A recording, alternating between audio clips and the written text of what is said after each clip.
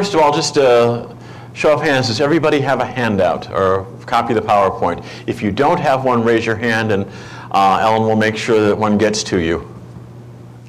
Okay. My name is Jim Griggy, and I'm a certified business advisor with the Ohio Small Business Development Centers. Before I get into the nuts and bolts of our presentation, first of all, how many of you have heard of or are familiar with the Ohio Small Business Development Centers? Got a few of you. Let me give you the nickel background on who we are as an organization. We are basically funded by every level of government. We are created and exist at a federal level under the U.S. Small Business Administration. And there are small business development centers in every state in the United States. The SBA kind of acts like a master franchisor, if you will, and contracts with an entity in each state to make sure that our services are available in that state. In the state of Ohio, that would be the Ohio Development Services Agency, which is why you see a lot of the Ohio trade dress on all of the information that we have. And then the state of Ohio turns around and makes sure that our services are available across the board in the state of Ohio. And so my center is hosted by the Summit Medina Business Alliance, which basically is a consortium of local governments largely funded by the city of Akron and Summit County. And our particular office serves Summit, Medina, and Portage counties. But there are SBDCs across the state, so there's 100% coverage. So I can really say I'm from the government and I'm here to help. But because I have that kind of funding, most of our services are free of charge. So that's how we're formed. We exist to help small businesses. And right now, I think that's anything under 15 million in asset holdings. So don't worry if you have 5,000 in asset holdings, we're still good. These last few years, as the economy has gotten rougher, the U.S. Congress has seen fit, along with the SBA, to allow us to help more businesses. And so they've pushed that limit up a little bit. We work with small businesses from cradle to grave, from people who have an idea and they don't know how to take that idea and turn it into a business, to businesses that have started and are kind of worried about whether they've started correctly, whether they've got their I's dotted, T's crossed, all that kind of stuff. We work with businesses that are going strong and they say, okay, we've reached our first milestone, now we want to grow in some direction, we want to open some new market, we want to introduce some new product. Help us approach that intelligently. We work with businesses that are reading their leading indicators, and quite frankly, they don't like where they're leading. And they come and ask us for another pair of eyes and some guidance on how they might avoid a disaster. And we actually come in and troubleshoot disasters when we need to. So, cradle to grave, throughout this presentation, you'll see some of the things that we are able to help you with. Any topic I bring up in here is something that I'm able to work with a small business on. We deliver our services in two ways. One way is through workshops, seminars, presentations like tonight, and the other way is through one-on-one counseling. So, if you see something or something strikes a chord with you and you say, I really want to look at that further, or look at that a little deeper, my business cards are on the back table, and you can take one of those and call my office. Or Ellen actually has referral forms up in the business section of the library. She may have some down here tonight, where you can just fill out a request for counseling and fax it to us. It may take us 2 weeks to get to you. We're very busy right now, but we will get to you. And if it's more convenient to meet here, we can do that. If you have an existing business location, we can meet there. Or my office is in the Akron Global Business Accelerator, and certainly we have places to meet there. So that's kind of the background of who we are. Small business tune-up.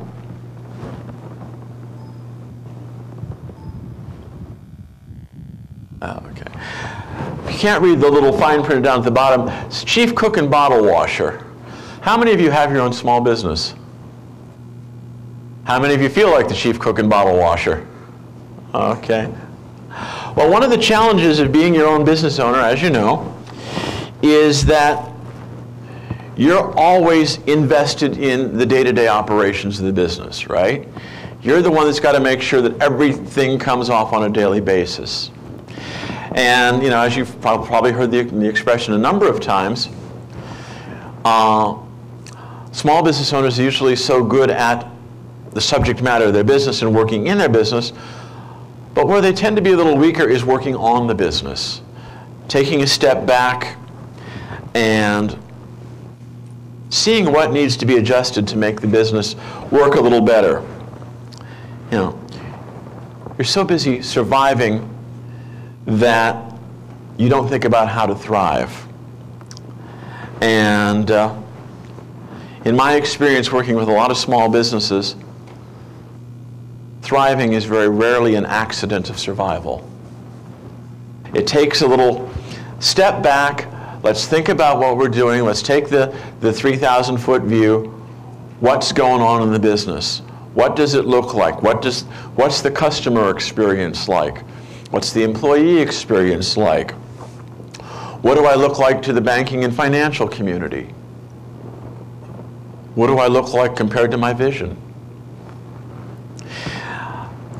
The more I read about successful business owners at any level, from the very smallest micro enterprise to, you know, the largest of the Fortune 500, senior leadership at successful businesses always carves out time to vision. It's very important. And so I'm challenging you to revision, reimagine, and maybe in some cases even reinvent your business.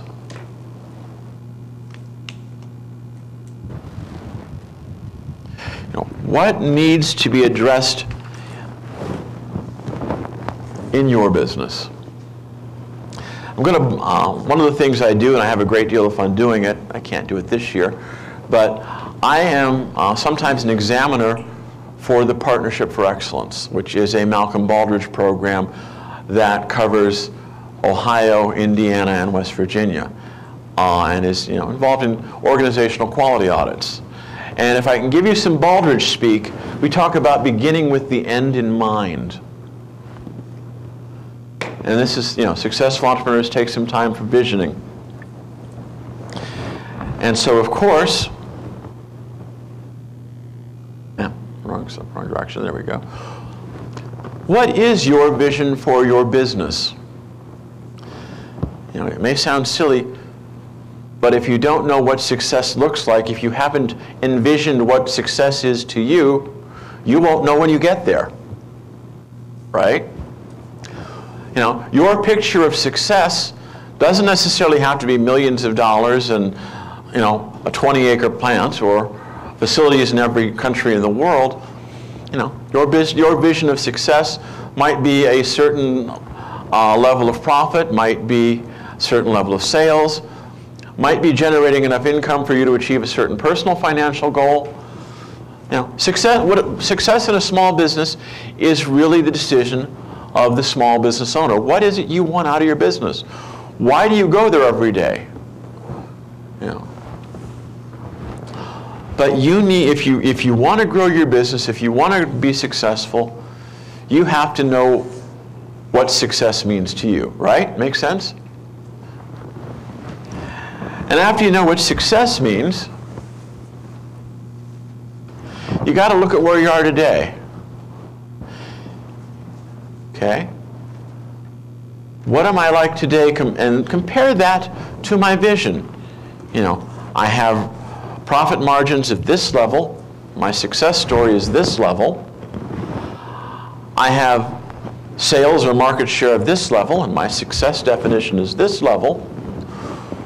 How does your status today realistically compare to your vision in your mind's eye of what success is?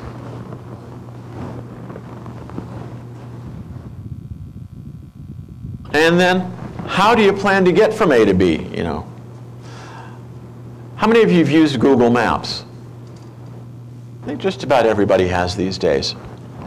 Well, if you want driving directions on Google Maps, what do you have to give it? Pardon? Right. Where, you know, where you're starting from and where do you want to end up? Right? And then we look at milestones along the way. You know, if I'm driving to Toronto from Akron, Ohio,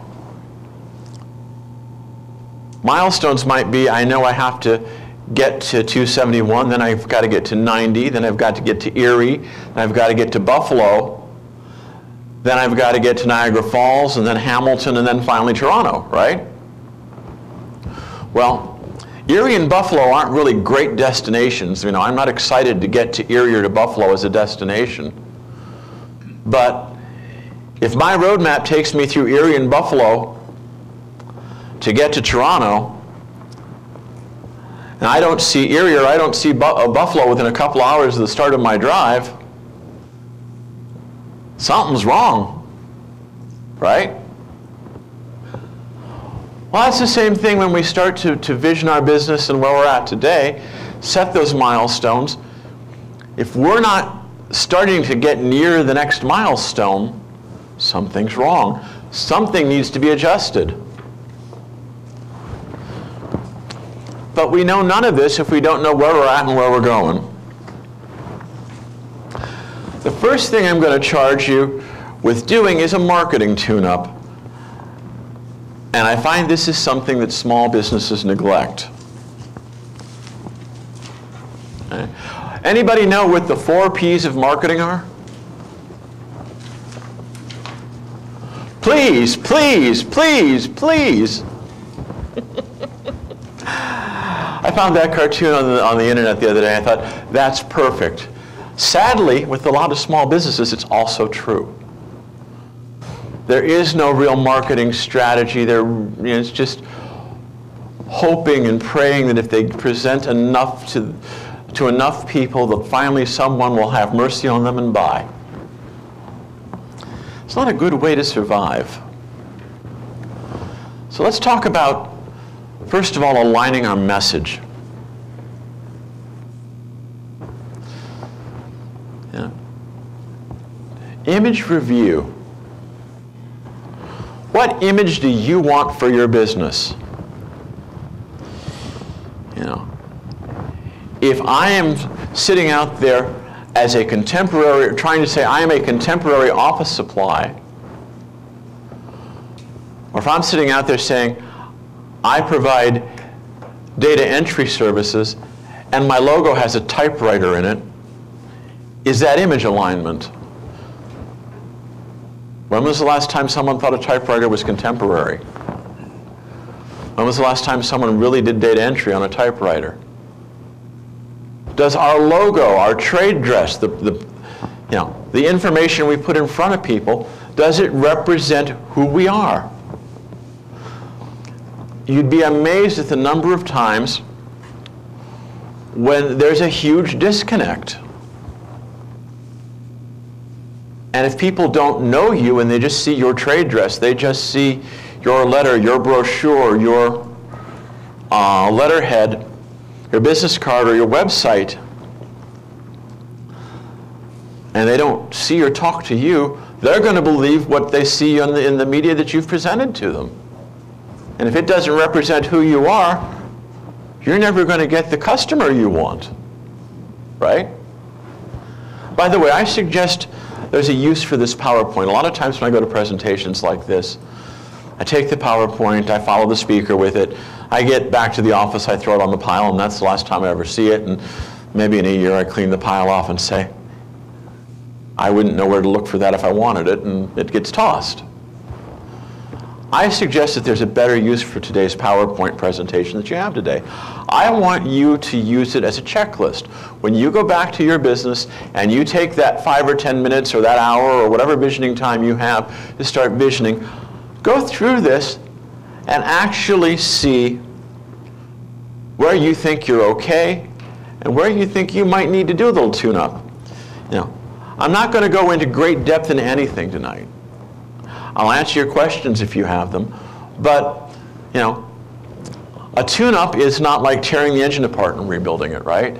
A tune-up is tightening this, checking the fluid levels, just making sure everything is up to par.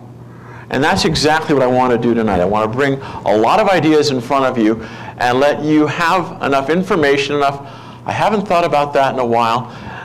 Do I need to adjust that? Do I need to fill that? Do I need to tighten that? That's really where I'm going with tonight's presentation.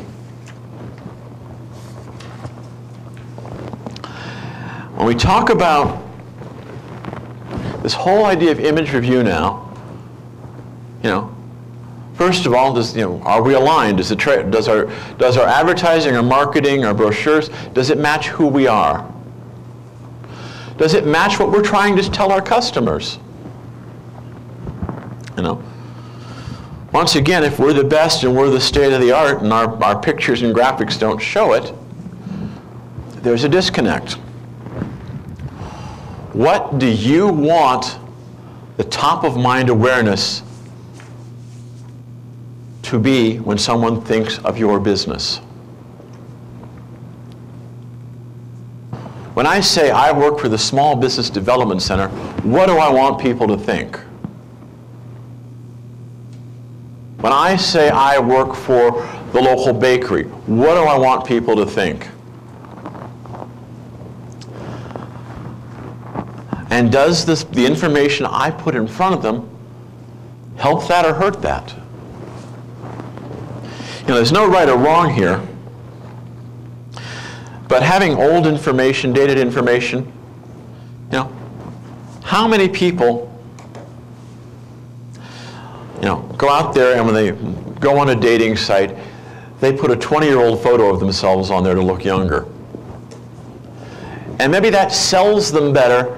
They get more responses. But how many successes do you suppose they get?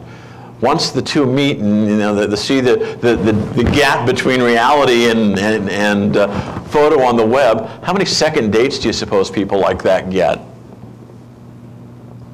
Many? Probably not. Same thing if you're putting old pictures and different images of your business and your products than what you really offer. You might get someone in the door, but if you don't have what they want or don't have what they perceive once they're there, they're probably not going to stick around too long.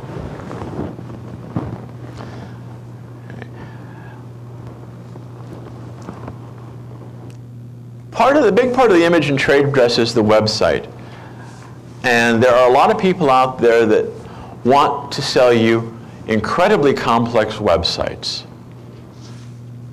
You know, they want to talk to you about blogging, they want to talk to you about online forums and online retail and all sorts of advanced things and website, social media interplay. And there is a good time and a good place for that kind of stuff. But that's not the right thing for all small businesses. If you're going to put a blog on your website, and the last blog entry someone sees when they go to your website is, you know, a year ago March, that's not creating a good customer impression.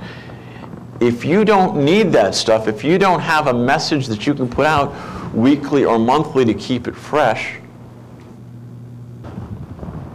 don't junk up the website with stuff that's just going to make you look dated. Many of my small business clients just simply need a static e-brochure, which I would equate to kind of an online yellow page listing. They want to see, you know, the name of the business, the services they offer, how to get in touch with that business if I need those services, maybe a little more information, a map, business hours, phone numbers.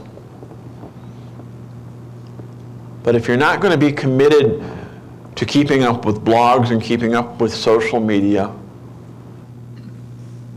Don't clutter the website with it. And it's okay to tell someone, hey, my website is basically an e-brochure. It's a place that someone can find me on the search engine when they need my services or when they need my product, and that's cool. And do that well, and that's better than having a lot of stuff that you don't need on there or that you won't use. And then, look at your content from time to time. Are your business hours still correct? Are the photos up to date? If you have names of people on your website as contacts, are they still the right people to talk to for those items or issues? Is your address still right? Your phone number still right? Is there something new in the content that needs to be added? Is there something that's no longer relevant that's just collecting dust? Are all of your links still good? Nothing is more frustrating than saying, oh, there's a helpful link, clicking on it and getting a whole bunch of HTML code which basically says the page is no longer there. Check to make sure that what you've got out there is solid. Is it right? No dead links. What about SEO? For those of you that don't know, SEO is search engine optimization. It's the buzzwords, keywords, something we call meta tag or hidden keywords, and some other things that help search engines find your website. Now, you don't need to go out there and, you can go out and get involved in Google AdWords and stuff like that to increase your exposure. You don't need to go to that length necessarily. That's a choice for advertising dollars. But at least make sure that the right keywords, the right buzzwords, the right meta tags or hidden keywords are there so that when someone is looking for you on a search engine, you pop up. Again, if you're blogging, is the blog still alive?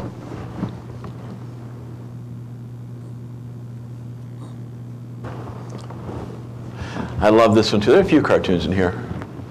They haven't liked, friended, followed, fanned, shared, or plussed us, but maybe, just maybe, they'll pin us. If you want to get involved in social media, first of all, come next week. There's a speaker on how to do social media. But if you want to get involved in social media, it's not just a matter of throwing something out there and expecting people to come. If you want to do social media and you want to do it well, you have to develop a bit of a campaign. In the American culture, in our generation, we are very used to push advertising. When someone wants to sell us something, what do? They jump in our face and pitch it at us, right? They push whatever they've got to us. When you start to look at social media marketing, it's more of a pull marketing. It's trying to build a customer experience, trying to get your good customers to be your ambassadors, trying to pull people in to your customer community by attraction. It's a very different way of thinking from mass media marketing. What are you doing to attract people? If you want someone to like you on Facebook, what's going to bring them to your Facebook page? Are you going to put coupons on the Facebook page? And you're going to let people know the coupons are out there? Are you going to put some sort of content out there that people are interested in? Are you going to start dialogue that people are interested in? How are you going to draw people into your web of social networks? These guys don't get it. They're thinking that, the right people will trip over them if they find the right social media channel. And that's part of it. You need to know which social media resources your people are using, your typical customers, your good customers are using.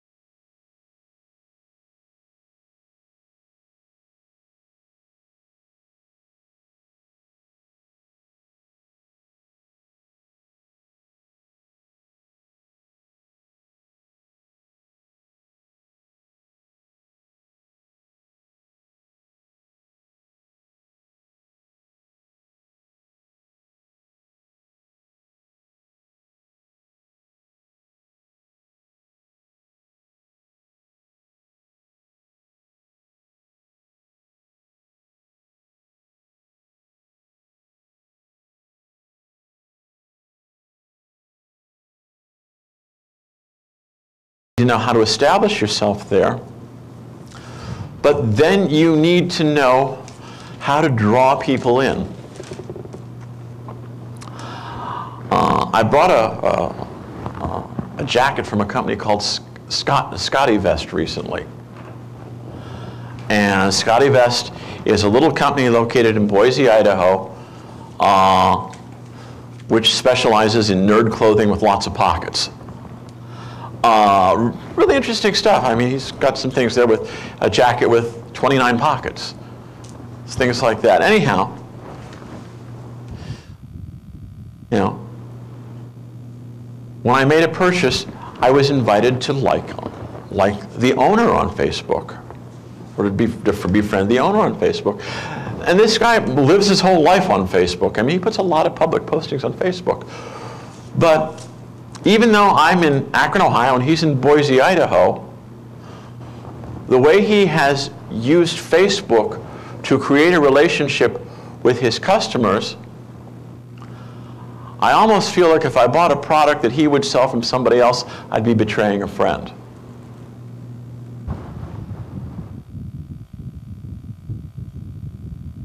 And I said, I've never met the man, I've never had a dialogue with him. But he has used Facebook well. And he's always asking customer opinion on Facebook. Hey, do you like this design or that design better? You know, do you like this feature or that feature better? Or, hey, we're torn between these three things. Which would you be more likely to buy? And I'm finding a lot of the vendors and a lot of the businesses that I patronize that use social media really draw me in that way. They want my opinion on, or they present their product and ask for opinion and review. What would I change? What would make my customer experience better? What would make my user experience better? But just throwing it out there and hoping people come is as ridiculous as, you know, spending $1 million on a TV ad campaign for prime time and hoping people come. You've got to draw them in. You've got to give them a reason to want to relate to want to come to your social media site and interact with you. Market shift. A lot of times we get in a comfort zone, and I know this to be a fact. Just about every small business I've dealt with, once they start to find a good customer or a good market, the resistance to branching out it just gets intense. We're making plenty of sales here. Why do I need to go there? And what they don't see is sometimes while they're working on their market is moving somewhere else. You know, if you were AT&T or Verizon, how would you feel about investing more in landline technology today? Wouldn't feel too good about it, would you? You'd say, boy, we're getting a diminishing number of users and that stuff's expensive. I'd rather put my future development dollars into the wireless side. That's where the market's going. The market has shifted from landline to wireless, right? What's going on in your market?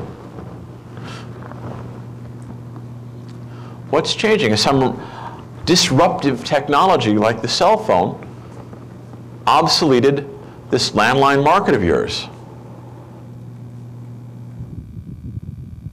You know, has the internet obsoleted the newspaper? Look at how many newspapers are having real difficulties right now because the market is shifting from buying a printed paper to subscribing to online content, right? Show me a newspaper in the country that's doing well. Printed newspapers aren't doing well. You know, our own Akron Beacon Journal is about a shadow of what it used to be in terms of the staff. Talking about diminishing the number of printed days. You know, I think one of these days our kids are going to walk in and see newspapers in these glass cases and wonder what they were.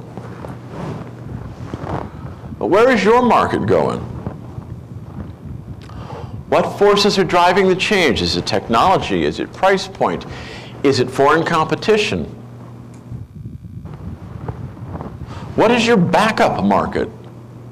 Are all of your eggs in one basket? You know, I visited a machine shop the other day, and 50% of their business was tied to one client. And that client decided to change the way it did business and shut down the division that was buying from my client. All of a sudden, I have a machine shop, and through no fault of its own, 50% of its business base has gone away. Think that puts a business in a tailspin? It does. And so now they're scrambling to say, how do we replace this business with something else that's not going to go away in the next 5 minutes? And they're one of the survivors. I can't tell you how many machine shops went out of business during the auto industry crisis. You have all your eggs in one basket. That's a dangerous thing today. It's also a problem if you want to get financing from a bank or from a VC. An accountant looks at all your eggs in one basket and calls that a concentration risk. What does that mean? That means that all of your revenue potential is concentrated in one or two sources, and if they go away, you're in deep trouble. Whereas if they see a whole broad spectrum of clients, they say, okay, if one client goes away or if one vendor goes away, yeah, it's going to have an impact, but not a catastrophic one. So when you're looking for financing and the bank sees that you're dependent on one supplier for everything, or you're dependent on one customer for all of your revenue, that's a negative in terms of getting capital.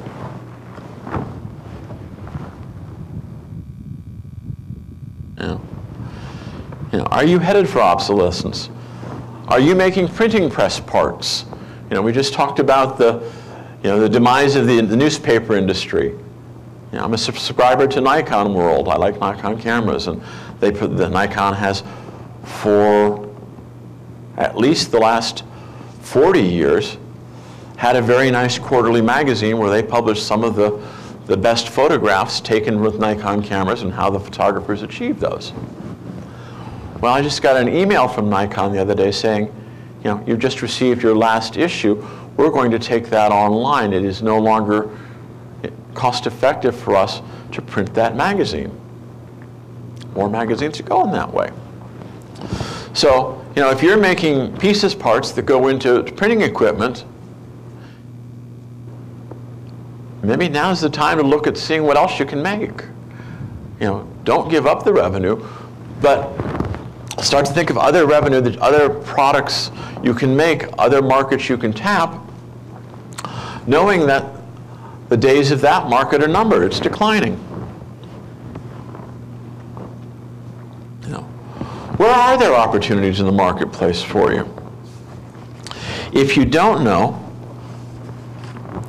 start to look at something called a capability statement. Look at the equipment and the talent you have, and what else can it do without a lot of investment? What else can it do with a little investment? And what would take a complete retrofit to accomplish? And you'd be surprised. Have a backup industry.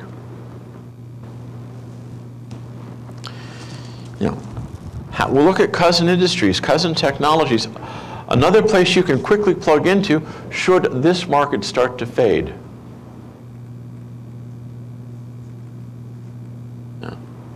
Our economy still hasn't settled. There's still a lot of flux out there. Things are popping up and going down and popping up and going down. So not only do you not want to have all your eggs in one basket in terms of one customer, if you can diversify into a couple different industries that can use your product or service, if one of those industries goes soft, you're not in dire straits. You know, these are things you need to think about. And the last, for market shift and market opportunity, what about exporting? Maybe you started as a small mom and pop shop doing something, and now you've grown and you've got it down pretty well. And you know, you've done a good job of reaching your U.S. partners that can use the product or service that you have. Are you right for exporting? How do you know? Well, first of all,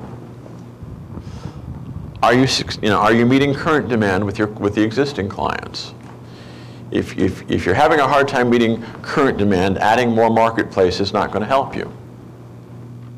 But if you have capacity, if you have unused capacity and you're doing all right meeting your current customers' demands, that's one good sign.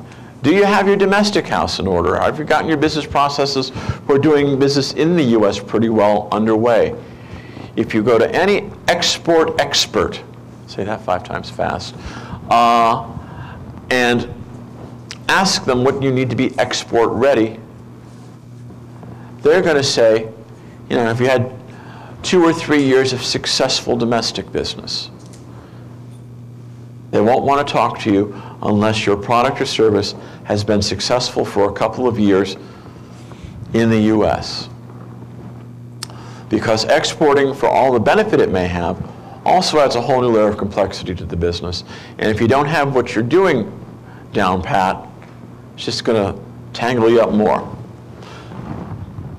But you know, if you're stable with your U.S. market and doing well, and you still have extra capacity, what are the export opportunities? Does it make sense to export somewhere?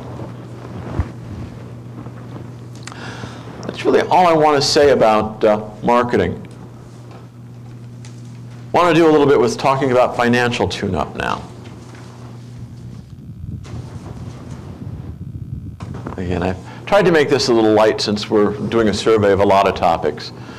Our company finally turned a profit, so the church sent a priest to witness the miracle. You ever feel like that? Okay, good. Y'all turning a profit? Okay, blank looks there. Okay.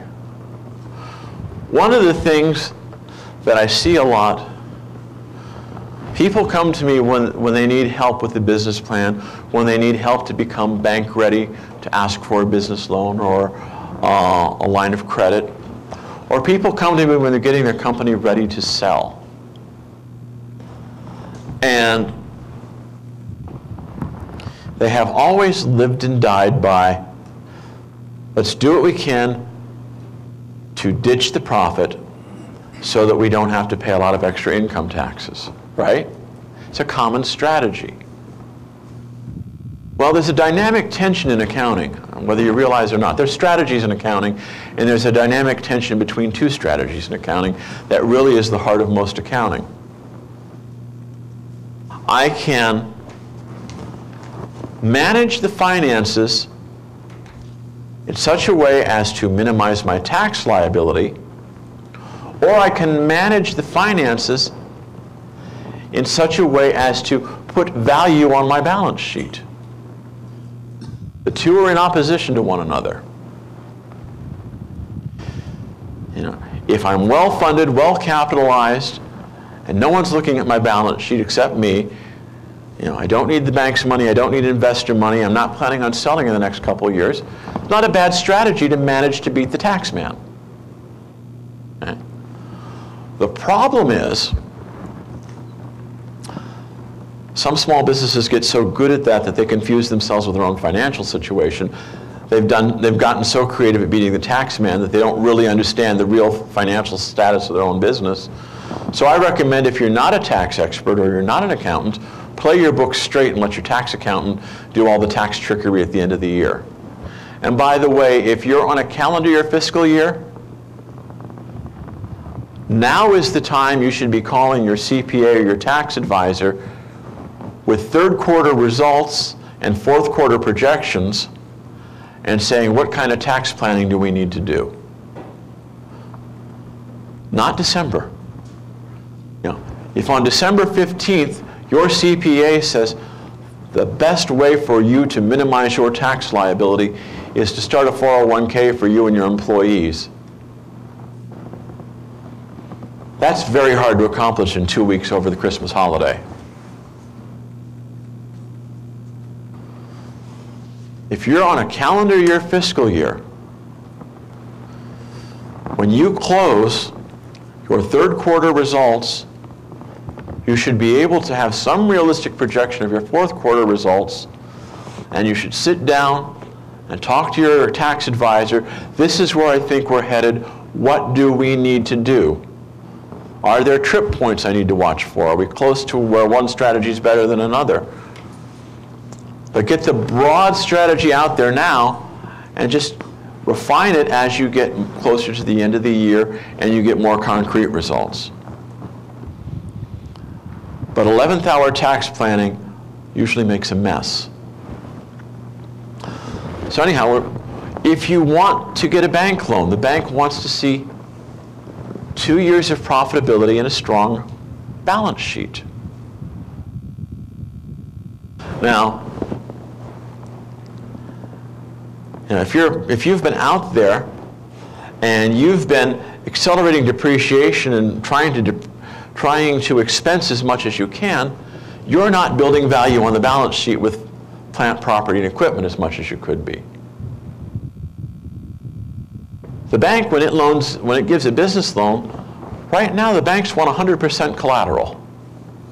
You want to borrow $100,000, they want you to collateralize it with $100,000 worth of hard value. And if you're not showing value on that balance sheet, the value is coming out of your personal equity. What you own in your home, what you own personally. So if you want a business loan, you have to show 2 years of profitability, and you have to show the ability to collateralize what you want to borrow. If you want to make your company attractive to a buyer, if you're saying, hey, the next 5 to 7 years, I want to exit this business and go move to Florida. That's my strategy. I want to retire. Now is the time to start strengthening the balance sheet. Now is the time to start showing a better profit on the income statement. Look at it from a buyer's perspective. If someone's coming in to buy your business, what value were they buying? There are no hard assets on the books. There's no history of profitability. You don't look real attractive to a buyer. Right? At some point, you're going to have to say, I need to change my strategy because I'm changing my direction.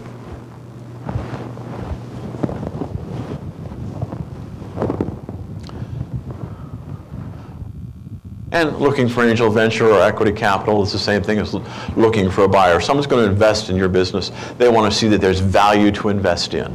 Right? Plain and simple. Capitalizing growth plans. If you're fortunate enough to know how you want to grow and you have plans for how you want to grow, the next question that you need to address is, how are we going to pay for it? Right? Well, we start with listing what is our capital needs. If we want to grow, do I need to buy another widget maker? Do I need to buy more equipment? Do I need a bigger facility? Do I need to put on more people? What is it that I need to do to grow this business? You need a business plan. You need that roadmap.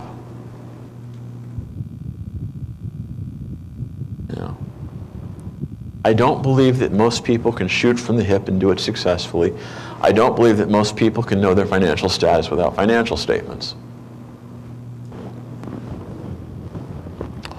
You need a business plan to vet the idea. The business plan's first and foremost role is to serve you as the owner by helping you to think through the minutiae to vet your business idea or your growth plan. Then it goes to the banker or investor for them to feel good that you've thought about how this is going to work and make your case. Financial projections. If you want to grow the business, you've got to look at how much it's going to go out and how much it's going to bring in, right? If you're looking for financing in this area, you're going to need to do 36 months of financial projections on a monthly basis to prove that, the bank wants to see that you're going to be profitable and generate enough revenue to at least pay off the loan they're going to give you, right? So there you have it. You need 36 months projections.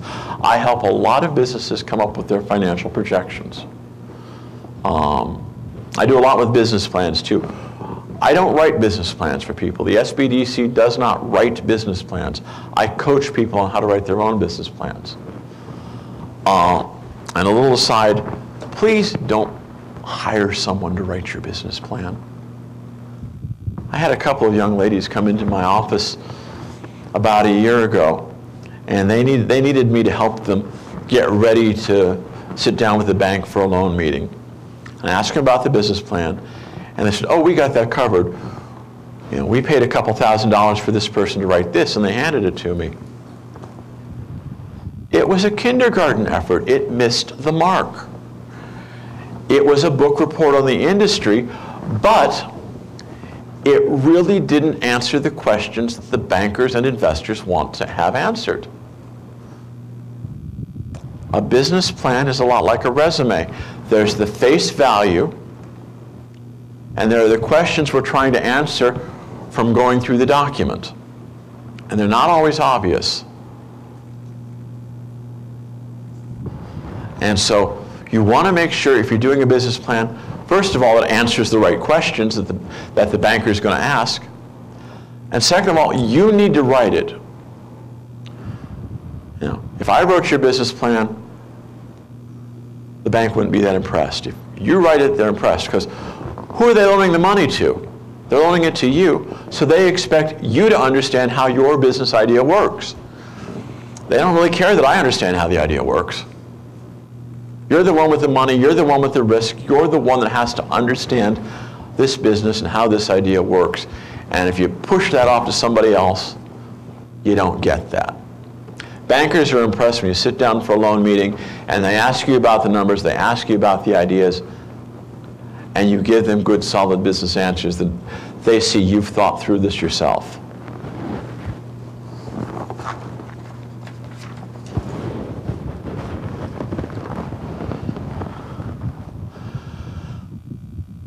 And finally, if you're looking at growth plans, what's your staffing plan? How are you, what kind of manpower are you going to have to get in order to implement this next phase of growth?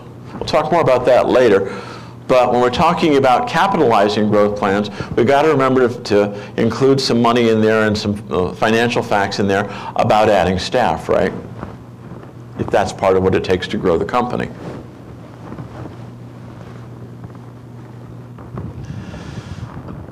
The final thing that we need to talk about in the financial tune-up, how many of you have looked at an AR aging recently? Okay. Are you happy with what it looks like? Okay, good. A lot of businesses aren't. And so I would tell you that collections is very important. Collections doesn't happen by accident either. And it doesn't happen by nasty phone calls when something's 60 days past due. If you want to be successful at collecting the money that's owed you, you go back to that Baldrige phrase I started with in the very beginning. Begin with the end in mind. From the day you close the sale, you set the expectation for when you expect to be paid.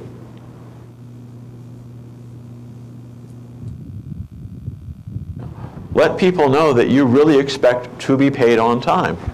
That's important to you. If your terms with a client are net 30, and you get out to day 31 or day 32 and the check hasn't arrived in the mail, it's time for somebody other than the owner of the company to make a friendly call and say, hey, you must have overlooked this, but I was just going through the invoices, and I see that your invoice is, a couple of days past due. Do you have any idea when you're planning on cutting that check? Very polite, very innocuous. Not, you dirty scumbag, you owe me money, pay it now, but just, you must have overlooked it. Can you check and see when it's coming? Two people that should never be the frontline collections person. The sales guy who's working with the client should not be the collection agent for that client. It's very hard to go and say, hey, buy more from me. Okay, scumbag, give me money. Right? You can't expect your sales staff to be both Jekyll and Hyde. If you want someone to sell, sure, they should be aware of the account status, and if an account gets seriously overdue, you need to make sure that the sales rep that's working with that client knows that. But the sales rep can't be the nice friend who does relationship selling and also the bad guy that says ante up. The other person that should not be the frontline collector is the owner. There is no opportunity for escalation. Have an administrative assistant or someone at an administrative level make the first call or two saying, hey, I noticed this is overdue. Before we have to get Mr. So-and-so or Mrs. So-and-so involved, can we just get this cleaned up?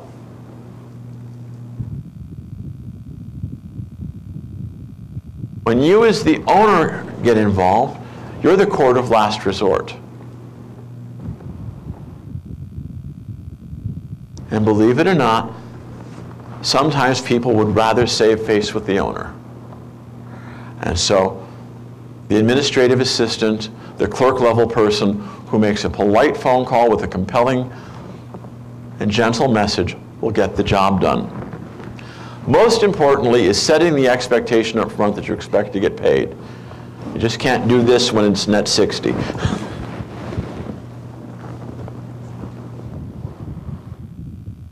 Human resources tune-up. Got some good stuff here.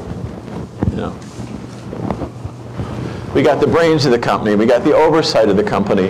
We got the public face of the company. We got the person doing legwork. We got the person actually doing the work here. Right?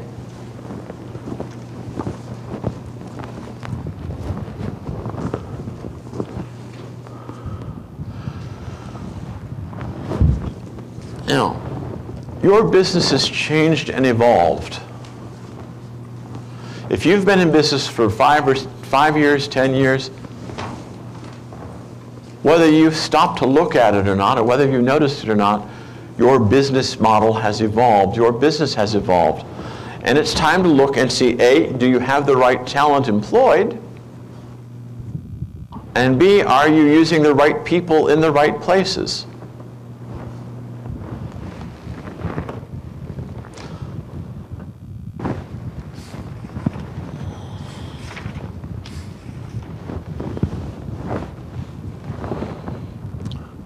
So, again, if you really want to do the top-down view, what are the important skill sets in my company? What are the functions that need to be accomplished? What are the skill sets we need to accomplish those functions?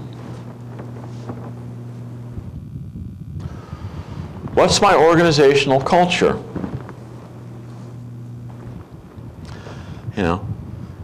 If you're a jeans and t-shirts kind of organization and you're interviewing someone that's, looks like they came straight out of IBM in, navy blue suit, white shirt, and wingtip shoes, are they going to fit?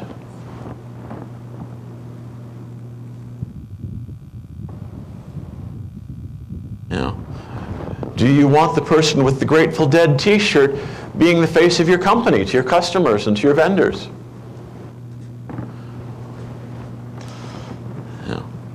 Do the people that are the face of your company represent your company?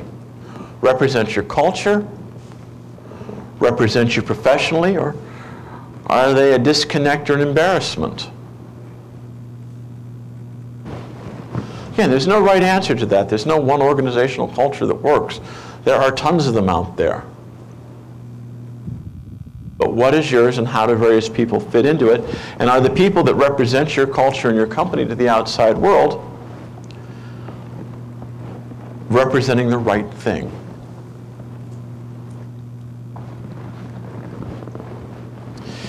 If you want to start to understand what's happening in your company, this is a wonderful question. I started my career as a headhunter, by the way. And I found that when I asked people, what do you do? What skills do you have? What's your job all about? They would pretty much spit back to me the job description they thought I expected to hear. Right? When you say, hey, walk me through your typical day. You arrive at the office at what time? The first thing you do is grab your cup of coffee. You go to your desk, and what happens next?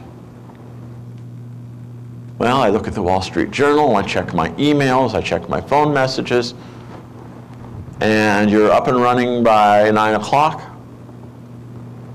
What's the first order of the day once you've got all the communications checked?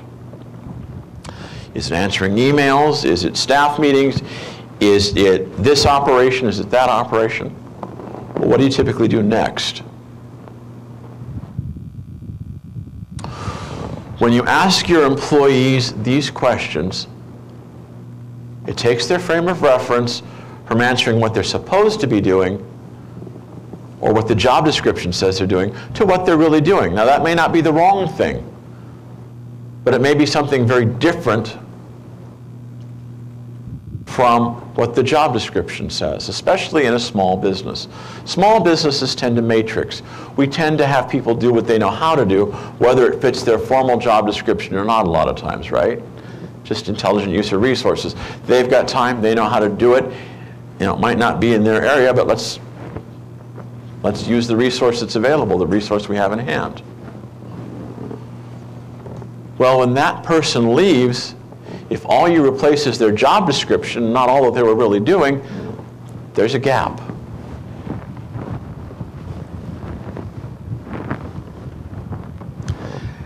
And so use the walk me through a typical day to come up with existing job descriptions. These do not need to be crazy compliant job descriptions for most of you. You know, large Fortune 500 companies, when we talk about job descriptions, we're talking about all kinds of compliance matrices to make sure that we're balancing all sorts of different rules by hiring the right kinds of people for all sorts of different things. That's not what I'm talking about here. I'm not talking about the huge classification system. But get 1 or 2 paragraphs for every position in the organization that really spells out what those people do. And I worked with a startup company back in May, and they had pretty much come from, they were in a bootstrap process, and the owner, investor, had pretty much formed a committee or a coalition to run this company. And she had chosen some really, really good talent. She had a good team. And we started working on some things, and she came to me and said, Jim, I've got a problem. I've got to figure, we're getting to the revenue stage, and I'm going to have to come up with, position titles and compensation packages for these people that have been working with me so diligently during this pre-revenue phase. And she said, I'm having a hard time trying to sort it all out.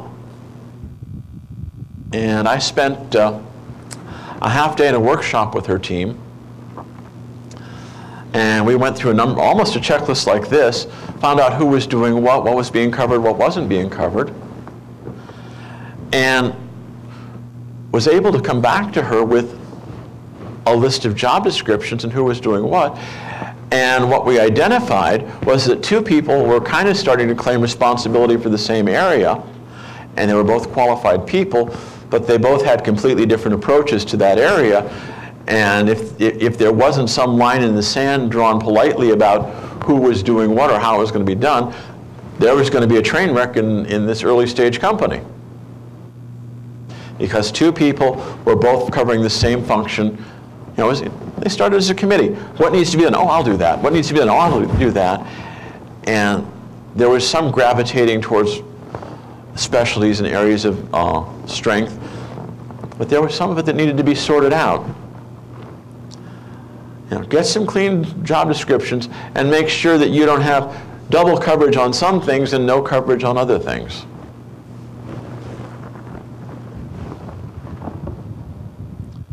And finally, have a hiring plan. You don't have to hire today or tomorrow, but employees leave, they move, they take promotions, they take other jobs, they have changes in their life. You may decide that an employee is no longer a good fit for your organization. Have in mind where to go looking to find somebody if you need to. Again, don't make it a last-minute scramble. Oh my God, Susie's out the door on Friday and she's the only one that understands the accounting system. Where am I going to find a qualified person to do our books? Have in mind where you're going to find qualified people.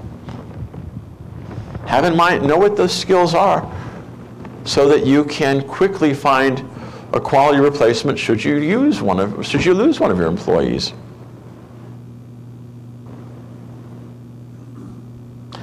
I talked to a good friend of mine today, playing career counselor, and he had just taken a new job and is discovering perhaps that this job is not the right job for him. And the employer that hired him had to scuttle to find someone at the last minute because the guy that had the job before turned in notice and left pretty quickly. And so there wasn't time to do a proper dating and a proper match, and it may not work out. And if you're a 6-person company and one person leaves, that's 1/6 of your staff leaving. That will slow you down. If there are critical functions, maybe you need to have backups. Maybe you need to have people cross-trained a little bit so that if someone gets sick and they can't be in for a week and something needs to get done, somebody else knows how it's done.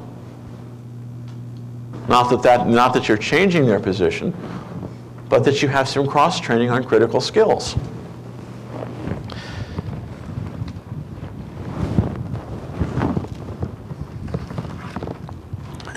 Now let's say you've been good at getting the right talent.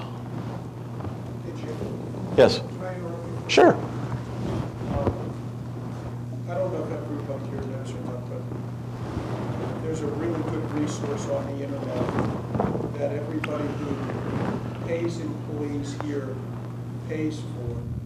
That's the Ohio Business Gateway, where if anybody is looking for a job, if anybody's collecting unemployment insurance compensation, they have to be looking for a job, i.e. they have to be posting their resume on the government website.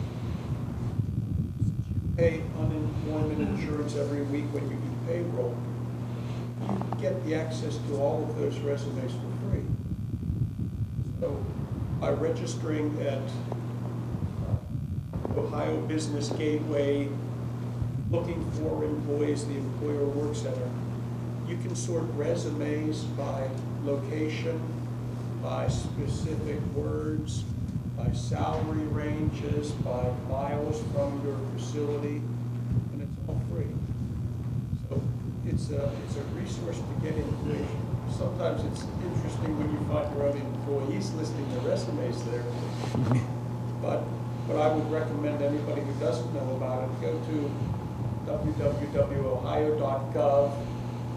That'll get you into the main state directory. Then you'll go to business, and then from there you can navigate yourself to the Ohio Business Gateway. It's linked in with Monster to some degree, but it's a really neat tool that you get access to where you can sort by looking for a telemarketer, you type in telemarketer, you're looking for a welder, you're looking for a truck driver, you're looking for a retail. Type in the keyword, and if it's in that resume, it will tell you, it'll boost them by the words in the resume. You can sort it by location, by counties, by wage scales. If you pay for it already every time you sign a check for the unemployment compensation, you might as well take advantage. Thank you. That's an excellent resource. You bring to mind another resource as well, not for employees, but while I'm thinking of state resources, there is a resource out there, a website, Check Ohio First. And Check Ohio First is a program from the Ohio Development Services Agency. If you are a manufacturer or a supplier, you list, your business and what you supply, what you're able to make, what you're able to supply, and when someone wants to find an Ohio-based company that makes that product or service, they look at that website, and it's a chance for you to develop some business. Now, anybody in the world can search the Check Ohio First database. So anybody who wants to find a particular kind of supplier or contractor can go and search that database, but only Ohio companies can list themselves in the database. So if you want to give preference to Ohio vendors, it's a good shot. If you want another place to show your availability, it's a good thing to do. So thanks for kind of bringing that to mind as well. Nice trade. I just wanted to do a plug also, real fast. Pardon? I just wanted to mention also another resource real fast.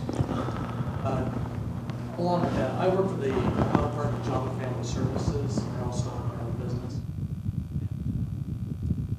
I work at what's known as a one-stop, and so I'm in Stark County at the employment source in Canton. Each county has a one-stop. All the services are free for both employers and job seekers. The main website to go to is ohioneedsjobs.com. There'll be one side for employers and one side for job seekers, and that'll be the first step. At the one-stops, there are staff that will work with you, the employers, in creating job postings. They will screen the applicants and to interview those select applicants for those positions. All of the services are free to employers as well as job seekers. Why send hundreds of dollars to Monster? Yeah, well, actually, Ohio Means Jobs is actually operated by Monster.com. It's paid for by the state of Ohio. But it's a really nice website. Take a look at it. And, anyone who is drawing unemployment insurance is required to register their resume on that website and to make use of one-stop resources. So I like the word free. It works well. In Stark County, we work with about 700 employers right now, placing job seekers in positions that they have. So, and I know in Summit County, it's the Job Center on Talmadge Avenue. I'm not sure what it is for the other 9 and Portage, but each one has, just Google One Stop Medina or One Stop Portage or whatever county you're from. You'll get a lot of great resources. Yeah, I know our office has a lot of interplay with the Job Center over on Talmadge. We talked, Ralph Sinistro is the director there, and we have a lot of interplay with him. In fact, every once in a while I do go over and do an entrepreneurship course for some of the people that he has at the Job Center. Okay, how do we keep good employees? If we've got talent that we like, what do we do to keep them, sort of locking them in the business at night when we go home? Well, every employee likes to know how they're doing. It doesn't cost you a lot of money to give someone an employment review, give them a couple of compliments, and give them an area to work on. Right? You know yourself.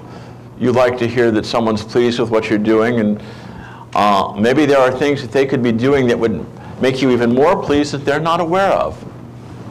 Now, employee review does not have to be a negative thing. You know, employee review becomes a negative thing when you have an employee who is a problem employee and disrupting everything else. And you have to sit down and counsel them. But on a regular basis, telling people what they're doing right, telling people what areas you want them to work on is a good thing. Are your incentive plans working? Or have they become entitlements? You know, sometimes businesses started by saying, you know, if we have a good year and everybody is working up to speed, we'll give a 2% bonus on your salary at the end of the year. And after about the third year, rather than being an incentive to do better, it's just, well, where's our 2%? It's, you know, it's December 31st. And the incentive value of that has gone away. Research shows that the best incentives are those that are sporadic. Someone really moves the football downfield for you in a particular area in your business, give them a gift card to go out to dinner. I used to manage a team of recruiters right out of college, and they were largely commissioned people, as you might imagine. I could get more mileage out of a $20 gift card to the Outback and getting my team to compete with each other to win that dumb gift card than offering them a 5% bonus on the commission. And that 5% bonus on commission would have been a whole lot more money than the dumb $20 gift card. But it was, all right, guys, we really need to get this particular skill set. We need to find some people to do this. You know, here's a $20 gift card for Outback for the first recruiter that gets me 5 people that actually have this skill set. They would be at each other all night. How many you got? How many you got? I got this many. And if you do it every time you need something, well, it becomes the expected thing. Well, where's my gift card? But if you pull something out as a motivator every once in a while, it becomes a true motivator. Now, if you've got good people you want to keep long term, velvet handcuffs are wonderful. And what do I mean by that? A 401k with vesting privileges. Now, if you structure the vesting intelligently so that someone's not fully vested until they've been under the plan 5 years, when they get 2 or 3 years into the plan, they're not going to want to walk away partially vested. It's going to take a lot more to pull them away. So think about, if you're doing some tax planning and you want an incentive plan that really helps retain people, look at a 401k. Also look at flex time. Look at your employees and what their responsibilities are outside the job place.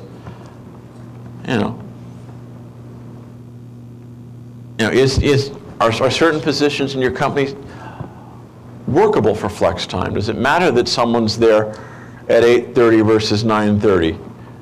Does it matter when they put the hours in? In some cases, yes. I mean, if you're talking a retail store, you have to have coverage. You can't have people showing up during business hours only to find out that today was Mary's day to take the kids to dance class. But if it's an internal function that needs to get done by a deadline, and you have some flexibility, people appreciate that. If we can help people support their lifestyle, that's valuable, and that doesn't cost much all the time. Sometimes you can do it, sometimes you can't. Good thing to look at. But look at the ways you're incenting the people you want to keep. How are you giving, how are you showing them that you love them? How are you showing them that you want to keep them? The way I don't like is to see you give away a lot of equity. That becomes really problematic at some times. Let's give everybody a share of stock. So we've got 6 employees. We'll give 6 shares of stock, and I'll own the other 94 shares. Well, guess what? When you go to sell the company someday, you got a real pain in the butt because of those 6 shares you don't control. So, I don't like to give equity lightly. There's truly an indispensable employee, think about it. But it's not something you can give and take, and once you give it, it's given. And they have an ownership stake in the company, and any time that you want to sell or transfer the company, they're part of it.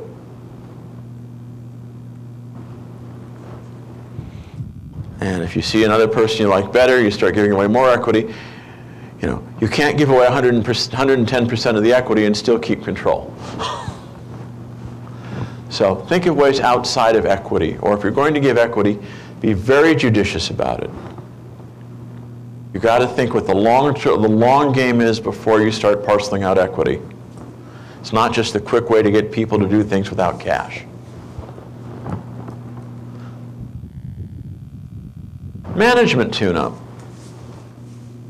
Well, again, this is a checklist that we're going through right now. This is another tool I have called the growth wheel that is in its own right a kind of checklist and drill down. So if you really want to, sit down and go through an exercise one-on-one with me and really look at the areas of your business that need development, need work, this is another tool I have in the arsenal for you. The next chapter in the story. Again, every business owner should have an exit strategy. It's not I wake up one morning and decide to fold my tent and go home. If you never think about how you want to leave the business, you will never position the business for you to leave. Is it sufficient for you to fold your tent and go home? Take my marbles and go. Do I want something I can convey to another buyer? If so, how do we build and show value that will attract another buyer?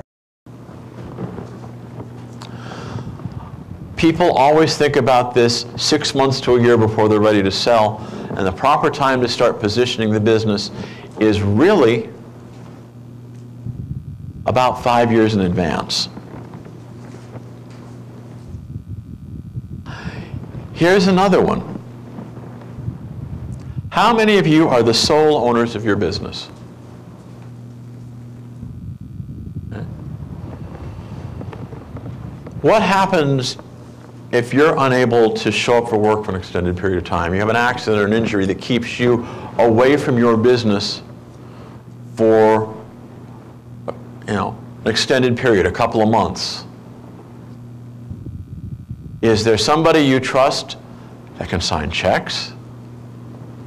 Is there somebody you trust that can make a certain sets of decisions?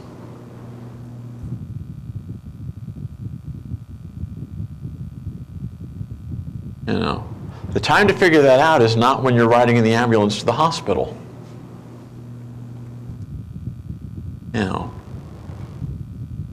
They're called accidents. They're not part of the plan. And so you have to plan for them in advance.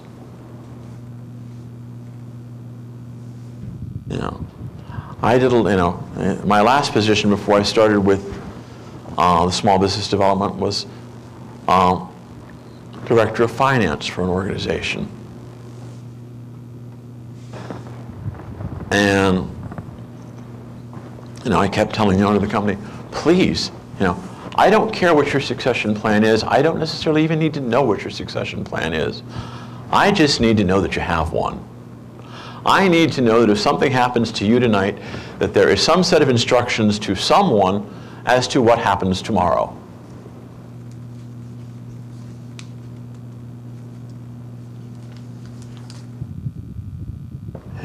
I do not want to be faced with the prospect of telling 65 franchisees, I don't know what the hell is going on, and it'll take us a couple weeks to figure it out.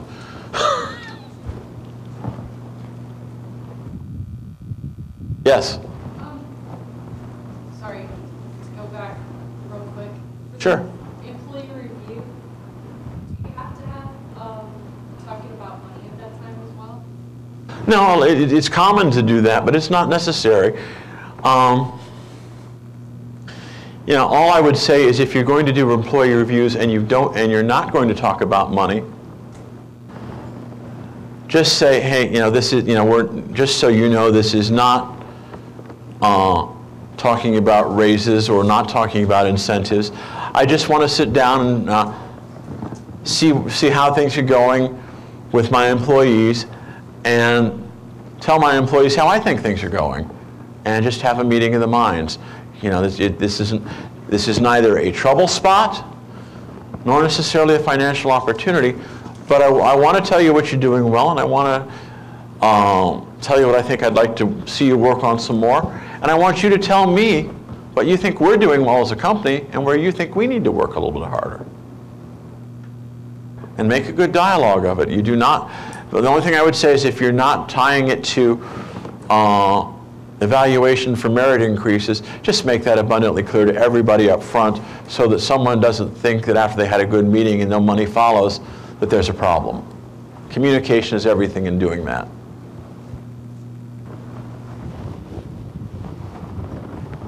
Okay. Anyhow, contingency plan. You know, I'll give you another example why a contingency plan is important. Y'all remember 9/11? I was director of finance at my organization during 9/11. The owner of the company and his wife were traveling in Europe on 9/11. They couldn't get back for over 2 weeks. Their trip was extended almost 3 weeks longer than they anticipated. If we didn't have facilities in place for someone to be able to sign checks, for someone to be able to make decisions, for the company to be able to operate day to day while they were unavailable, not for personal tragedy, but just because they were overseas, and by the time the airlines got everything rescheduled and rejumbled, it took them a lot longer to get back than they thought, we would have been in trouble. Just traveling out of the country and something unexpected happens, make sure that there's enough there for someone who is still at the company to be able to run things until you get back. That they can write a check, they can make a bank deposit. They have the right to talk to the payroll company and convey payroll information.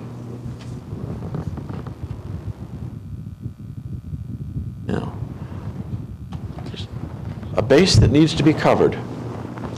Administrative tune-up is the next thing, and no cartoon this time. Legal structure.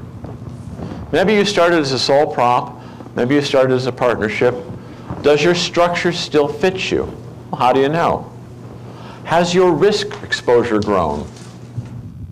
Maybe when it was just you in your back bedroom or your garage and you had no employees and no customers walking in your facility, there wasn't much risk. Now someone walks in your facility and falls, there's more risk. Are you still that sole prop where everything you own personally is on the table? Or do you need to take on a new business structure that separates your personal assets from risk? And this is one of those things that we get started, we keep going with the structure we have, and we never stop to look and see if we're doing things that match the risks we have today that we didn't have back then. If you want to take on investors, do you have a structure that supports that? If you want angel or VC money, they want to buy in with stock. And so you're going to need to have an S corporation or a corporation so that there is stock for them to buy into. So if you're looking to become investor ready, do you have a structure that allows for investment conveniently?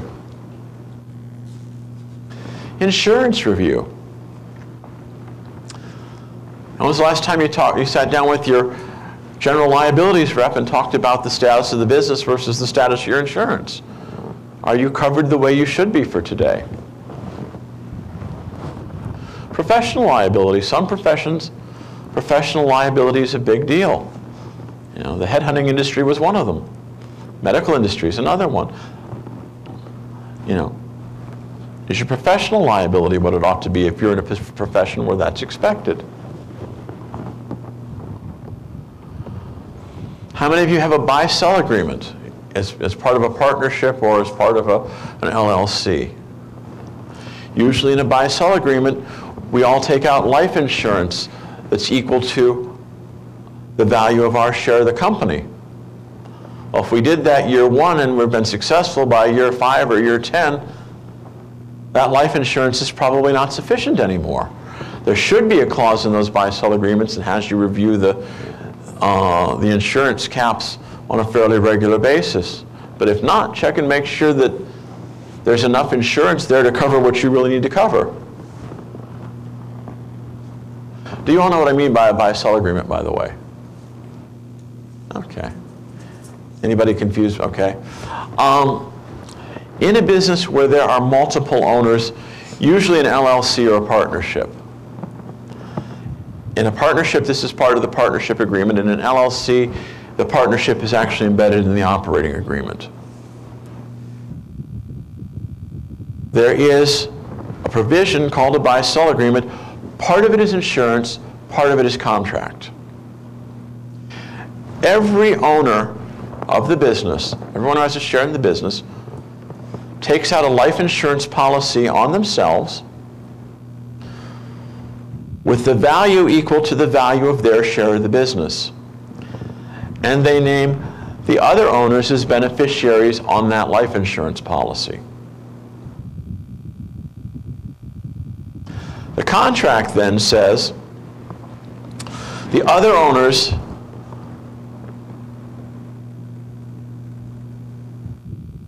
agree to pay your estate the proceeds of that life insurance policy, should it be collectible, and your estate accepts that life insurance policy as payment in full for your share of the company. That separates the company from your estate should something happen that you die or you become incredibly incapacitated.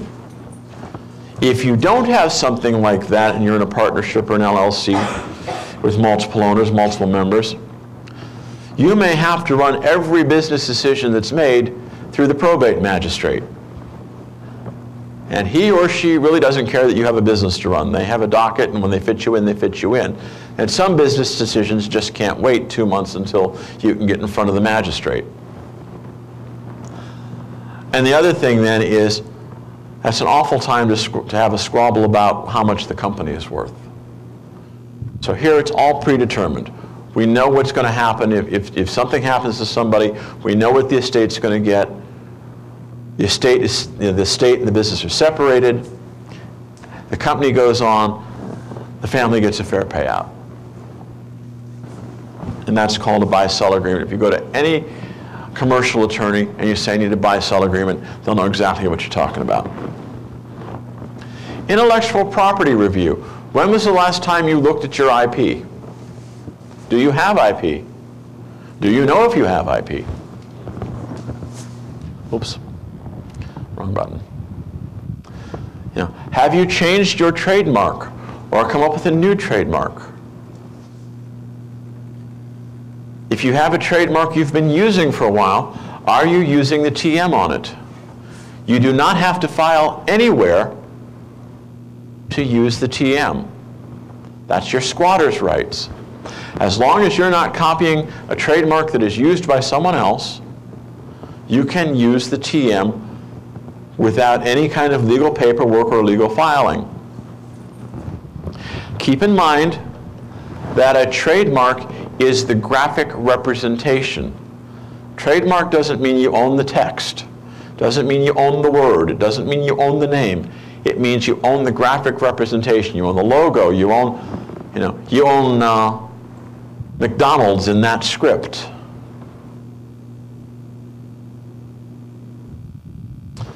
You cannot,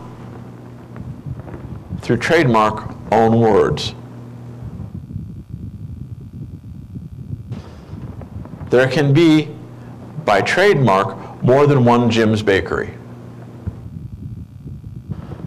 But if I have Jim's Bakery and I have the chef's hat on mine and use Times New Roman script in a semicircle in a certain way, nobody else can use that logo unless I license it to them, if I have done the TM. Now, where you get into money is with the circle R. That does cost you money, and that's the registration. And that's going to cost you anywhere from $1,000 to $2,500 to get a registered trademark. And if you're going to do business in multiple countries, you need to register your trademark in every country where you intend to do business. One trademark does not cover the world, it covers the United States. The best volume purchase agreement you get is there is a common trademark registration for the European Economic Community. Okay? And if you think this is unimportant, again, back in my franchise history, we had someone approach us who wanted to open one of our franchises in Australia, and we had not previously been in Australia. We thought, oh, wow, great. Well, when we went to secure the intellectual property in Australia, somebody in Australia, unrelated to our business, was already doing business under our name. And there was nothing we could do about it. They were a citizen, and they had claimed the name first. And as far as the Australian government was concerned, the only way we were going to get the right to use that name as our own was to buy it from the citizen who owned it and registered it. If you have plans to go overseas, you might want to register your trade and service marks well in advance of when you think you're going to do that. Obviously, if you're going to conquer the globe, you can't afford to do every country in the world at once.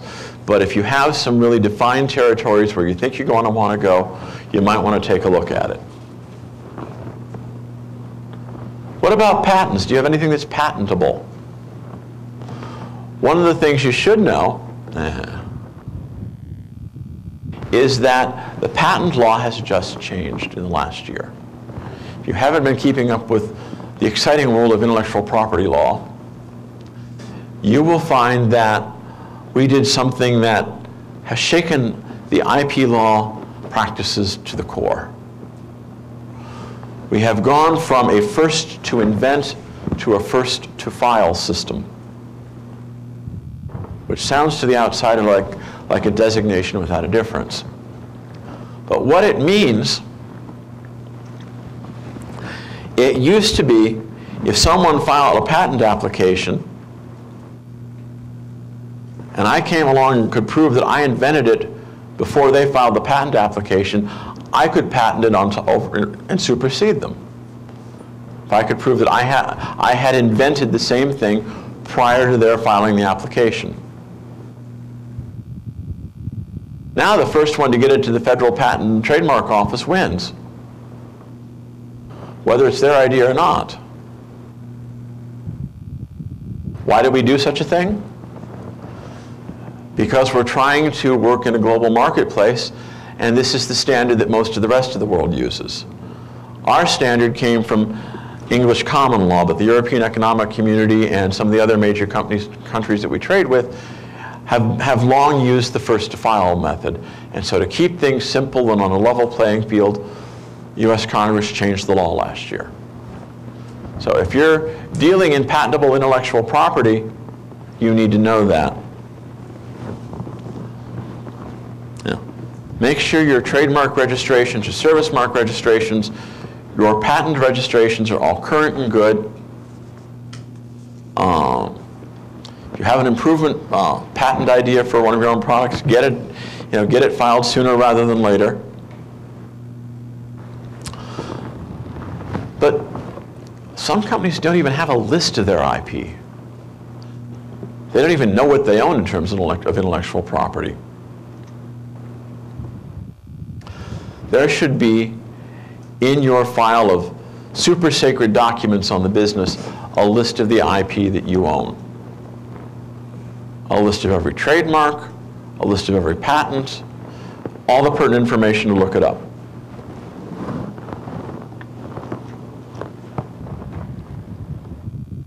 Right-sizing professional services. Again, many companies start out very small, and they get the accountant or the lawyer that's practicing in the back bedroom of their house, and that's adequate because they don't need that much. But as the company grows, you need more and more sophisticated professional services. If you're getting involved in legal work and lawsuits, who was it, Sean Connery, that said, you don't bring a knife to a gunfight?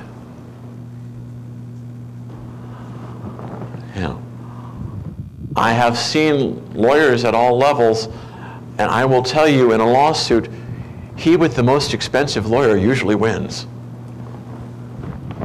So make sure that if you're getting involved in legal activities or you're negotiating a legal contract, that your legal counsel plays in the same sandbox as the person on the other side of the table. That you don't have a David and Goliath situation. What about accountants and tax people? Well, again, as a startup business, all you care about is that someone gets the forms right and you don't get in trouble because you forgot to file something. So you use, a simple tax and accounting service to make sure everything's filed on schedule and that everything's done right. But as you grow, you get more sophisticated. You have more sophisticated tax issues, more sophisticated accounting issues. And you need to make sure that the people doing your financial work for you or your financial review are as sophisticated as your business is.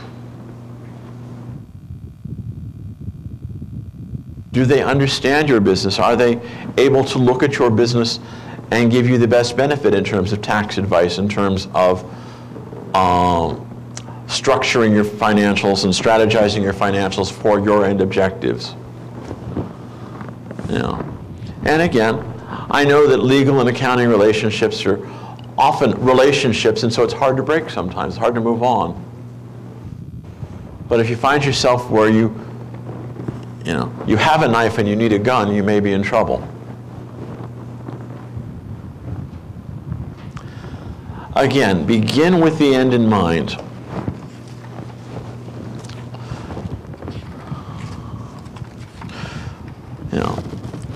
Where do you want your business to end up? We've talked, I told you up front, you got to do visioning. You've got to look at your vision, and you've got to go through, see, where am I at today? Where's my vision? Where do I want to end up? And then go through this handout as a checklist. What do I need to do in each of these areas to get to where I want to go? What are the milestones that are important to me? Your businesses are all very different, I'm sure. Milestones are all very different, and what's important to you is all very different. But you're not going to get there by accident. Know where you want to go. Know what the important steps are along the way, even if you do have to go through an Erie or Buffalo and spend some time in Erie or Buffalo to get to Toronto.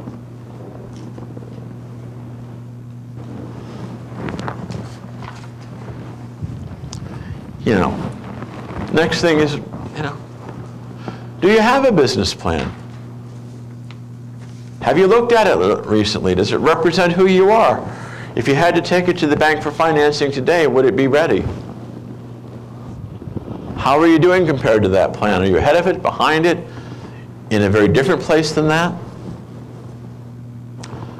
Charting the course. Do you need a strategic plan?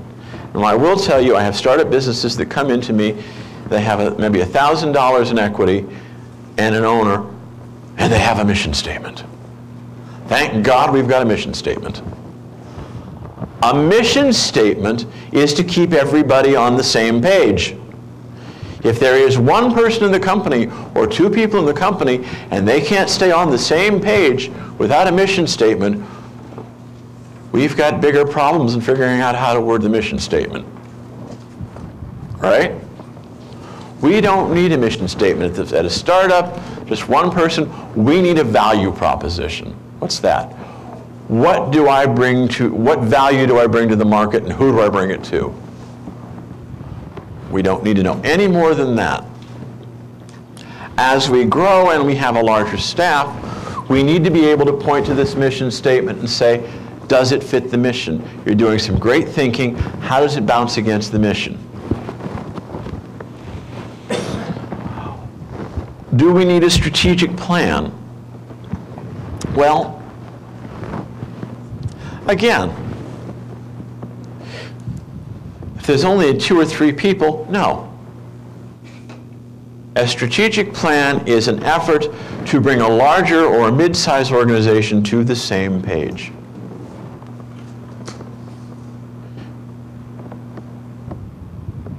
We don't need to go through complex strategic planning processes unless we're trying to make sure that everybody understands the mission, everybody understands the objectives, everyone understands the strategies and the tactics and the action plans to implement them.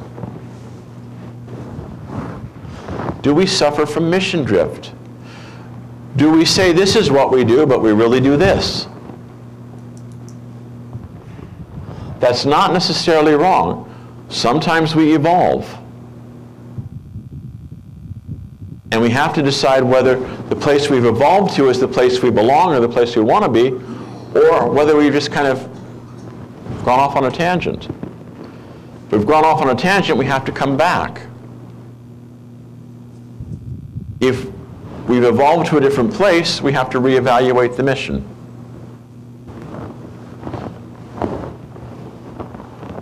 Again, MOSTAP, mission, objective, strategy, tactic, action plan. This is wonderful when you have a larger or mid-sized organization. You got a half dozen people. It's a lot of hoops to jump through to tell you what you already know.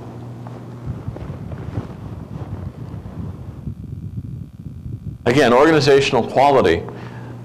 You know, the acme of organizational quality is the National Malcolm Baldrige program.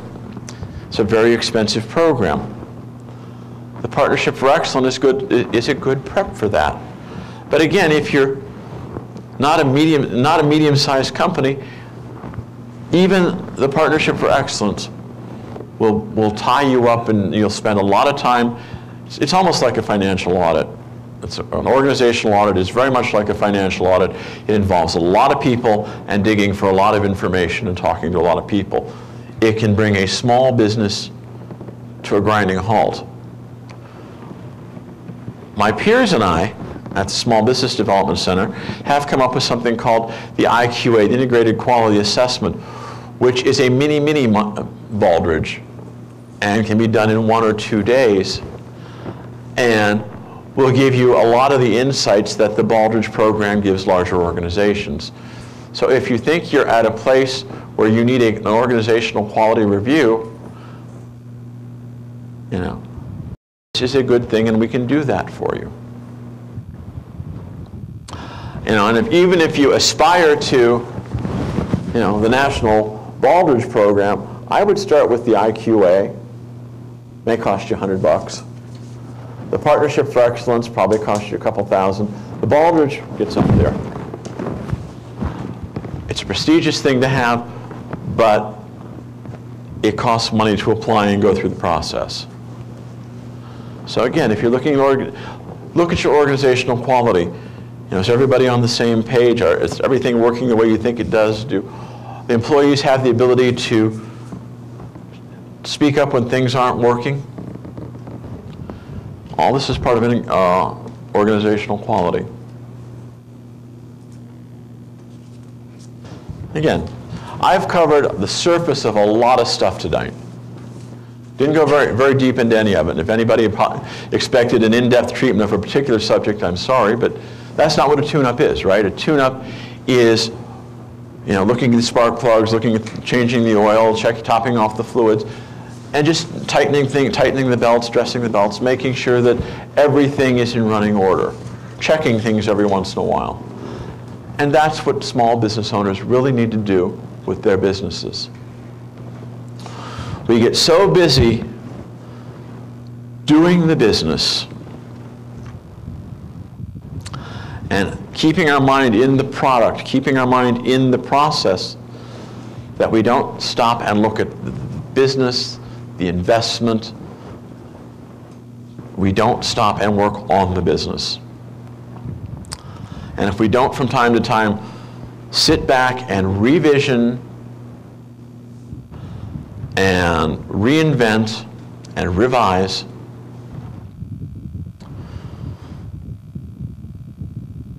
eventually just drift away. You have to make some time to work on the business. And I'm here to help you with that. If any of these business ideas that we've talked about tonight have tripped a trigger in your mind and you say, I need to look into that, I need to think about that point a little bit more than I have, call me, set up a time, I'll be glad to meet with you, and we can talk about those things. Even if there's something that, I tripped across that I didn't mention in the presentation, but it caused a spark to fire in your brain, you say, boy, I haven't looked at that in a while either. Call me, I'll be glad to help you with it. Here's my contact. My business cards are on the back. And thank you for being a great and attentive audience. Be glad to answer questions if you have them. Okay, thank you.